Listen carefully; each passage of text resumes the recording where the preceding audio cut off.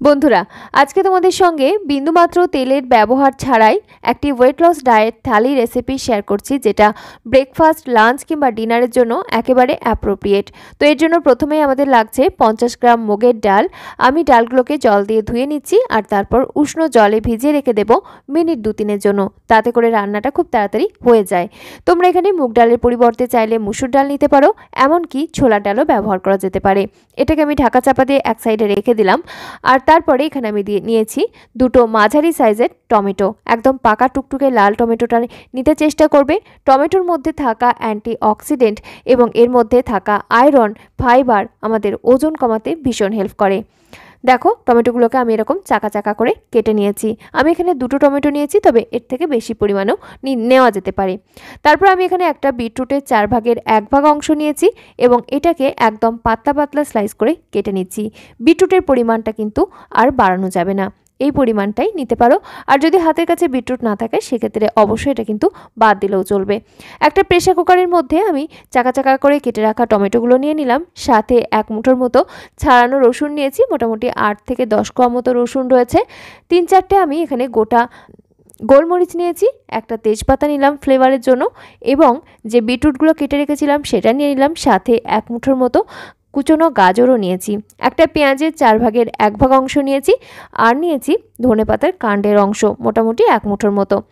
একটা কাঁচা হলুদের ছোট্ট টুকরো পাতলা পাতলা করে কেটে নিয়ে নিলাম, সাথে স্বাদ অনুযায়ী লবণ দিয়েছি, এবং আমি এখানে একটা ক্যাপসিকামের কিছুটা অংশ নিয়ে নিলাম।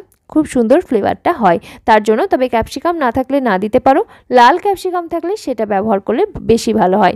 খানিকটা জল দিয়ে দিলাম, আর তারপর প্রেসার কুকারের ঢাকনাটা বন্ধ করে আমি এটাকে 2টো হুইসেল দিয়ে নেব। পরপর 2টো হুইসেল দিয়ে নেব। বেশিক্ষণ ধরে সিদ্ধ করব না বা ওভার কুক করব না, তাতে করে এর কালারটা যেমন নষ্ট হয়ে যাবে, তেমনই সবজির ফুড ভ্যালু অনেকটাই নষ্ট হয়ে যেতে পারে। তো দেখো, সুন্দর করে সিদ্ধ হয়ে গেছে, টমেটোর খোসাটা আলগা হয়ে গেছে।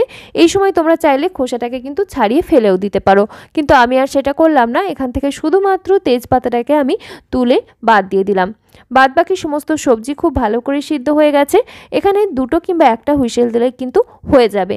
একটা মিক্সার গ্রাইন্ডার জারের মধ্যে সমস্ত সিদ্ধ করে নেওয়া সবজিগুলোই নিয়ে নিচ্ছি, আর তারপরে এটাকে আমি এইভাবেই ঠান্ডা হওয়ার জন্য এক সাইডে রেখে দিচ্ছি। বন্ধুরা, আমাদের আজকের এই রেসিপিটি প্রচুর পরিমাণে পুষ্টিগুণ সম্পন্ন একটি রেসিপি। বাচ্চাদেরকেও কিন্তু তোমরা এটা বানিয়ে দিতে পারো।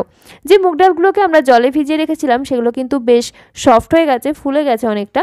আর তারপরে আমি ওই একই প্রেসার কুকারের মধ্যে পুরো ডালটাকেই নিয়ে নিলাম জল সমেত, সাথে দিয়ে দিলাম স্বাদ অনুযায়ী লবণ, আর তারপরে খুব ভালো করে মিক্স করে এটাকে আমি একটা হুইসেল দিয়ে নিচ্ছি।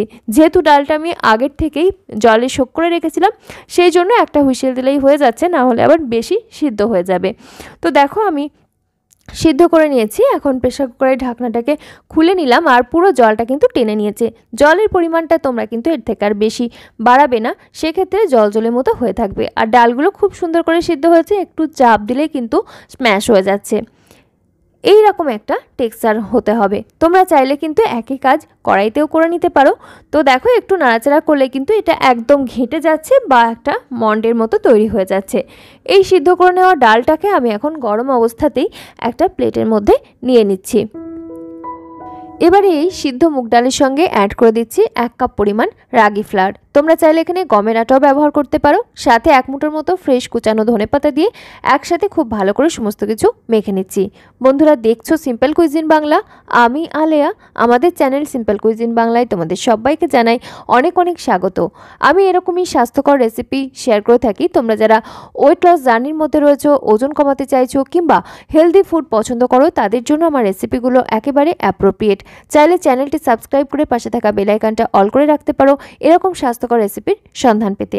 তারপরে দেখো, আমরা এই ডোটাকে খুব ভালো করে মেখে নিয়ে ঢাকা চাপা দিয়ে এক সাইডে রেখে দিলাম। তারপরে যে টমেটোগুলোকে আমরা আগের থেকে সিদ্ধ করে নিয়েছিলাম সেগুলো এখন ঠান্ডা হয়ে গেছে। খুব ভালো করে ব্লেন্ড করে একটা পিউরি বানিয়ে নিয়েছি। এটাকে এখন আমি একটা ছাঁকনির মধ্যে ঢেলে নিলাম, আর খুব ভালো করে ছেঁকে নিচ্ছি। ছেঁকে নেওয়ার পর অবশিষ্ট যে অংশটা থেকে যাচ্ছে এটাকে এখন আমি বাদ দিয়ে নিচ্ছি। এটা তোমরা চাইলে কিন্তু খেতেও পারো সবজি হিসেবে, অথবা এটা কিন্তু গাছের সার হিসেবেও দেওয়া যেতে পারে। দেখো বেশ পাতলা ঘনত্বের একটা মিশ্রণ তৈরি হয়েছে। এর সঙ্গে কিন্তু আমি আলাদা করে কোনো জল ব্যবহার করিনি। এরপর একটা শুকনো কড়াইয়ের মধ্যে নিয়ে নিলাম হাফ চা চামচ ধনিয়ার গুঁড়ো, হাফ চা চামচ জিরের গুঁড়ো, স্বাদ অনুযায়ী লঙ্কার গুঁড়ো, এখানে তোমরা চাইলে কাশ্মীরি লাল লঙ্কার গুঁড়োটাও ব্যবহার করতে পারো, খানিকটা লবণ নিয়েছি। তারপরে খুব ভালো করে একসাথে আমি এটা শুকনো খোলাতেই ভেজে নিচ্ছি। দেখবে খুব সুন্দর একটা গন্ধ বেরোবে।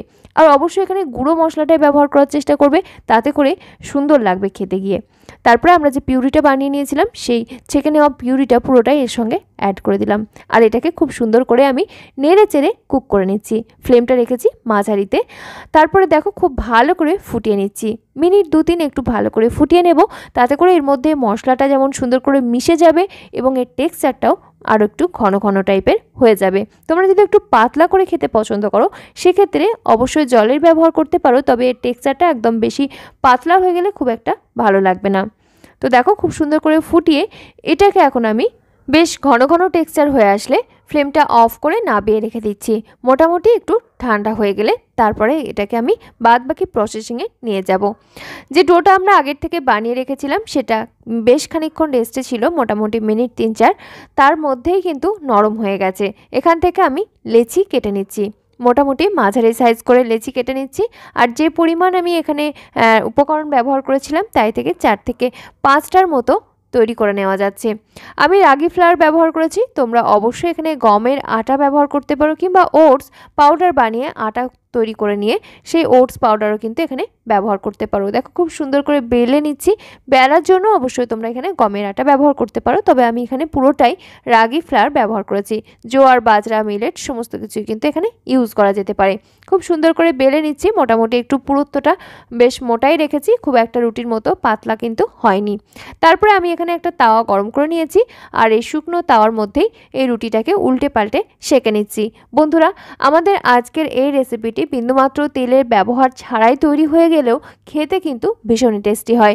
তোমরা যারা ওয়েট লস ডায়েটের মধ্যে রয়েছো তারা কিন্তু এটা সপ্তাহের প্রত্যেকটা দিন খেতে পারো।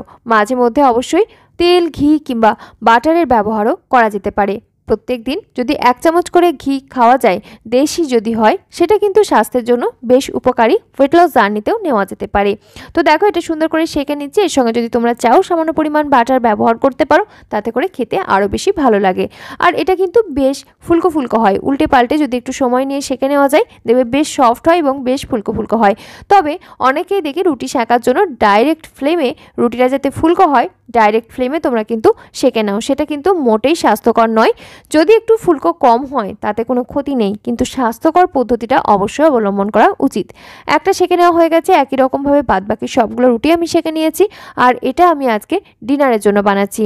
প্রথম থেকেই আমি যে পরিমাণ উপকরণ নিয়েছিলাম তাই দিয়ে কিন্তু 3 জন প্রাপ্তবয়স্ক মানুষের জন্য রেসিপি দুটো তৈরি হয়ে গেছে। এখন আমি পরিবেশন করে নিচ্ছি। ফার্স্টেই টমেটো স্যুপটা নিয়ে নিচ্ছি। আর এই স্যুপের ঘনত্ব দেখেছো, একদম পাতলা না, আবার খুব বেশি একটা অতিরিক্ত ঘন ঘনও না। এইরকম টেক্সচারের স্যুপ হলে খেতে কিন্তু ভালো লাগে, বাচ্চা থেকে বয়স্ক প্রত্যেকেরই। তাছাড়াও যদি কারো শরীর অসুস্থ থাকে তাদের জন্য কিন্তু এটা বেশ উপকারী। স্যুপ খাওয়ার পরে কিন্তু একটা বেশ এনার্জেটিক ফিল হয়। এটা লো ক্যালোরি হয়, আমাদের ওজন কমাতে সাহায্য করে এবং ফাইবারযুক্ত হয়, পেট অনেকক্ষণ ভর্তি রাখে।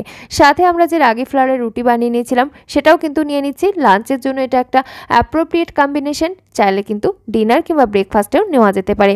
আমার আজকের এই ডায়েট থালি যদি তোমাদের ভালো লেগে থাকে অতি অবশ্যই একটা লাইক করো, কমেন্ট করতে ভুলো না, তোমার আত্মীয় পরিজনদের সঙ্গে শেয়ার করতে পারো যাতে তারাও এরকম স্বাস্থ্যকর রেসিপির সন্ধান পায় খুব সহজেই। আজকের মতো এখানেই বিদায় নিচ্ছি, ফিরে আসছি খুব তাড়াতাড়ি পরবর্তী নতুন কোনো স্বাস্থ্যকর রেসিপির সন্ধান নিয়ে। সকলে খুব ভালো থেকো, সুস্থ থেকো, ধন্যবাদ।